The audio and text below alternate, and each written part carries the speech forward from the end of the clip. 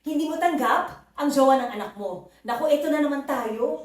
Bakit? Alamin mo kung anong rason mo. Pangit. Hindi bagay sa anak mo. Aba, may nabalitaan ka, hindi magandang family background. Pag nakatuluyan yan, baka hindi naman maganda ang maiaambag niyan sa pamilya ninyo. Ang dami mong alam at talaga may pagtutol ka, inis na inis ka. Paano mo ba mahihinto ang relasyon na yan? Abay, dahan-dahan ka lang muna. Unang-una, hindi naman tayo makikisama. Bakit hindi mo pagkatiwalaan ang choice ng anak mo? Ikaw naman ang nagpalaki, di ba?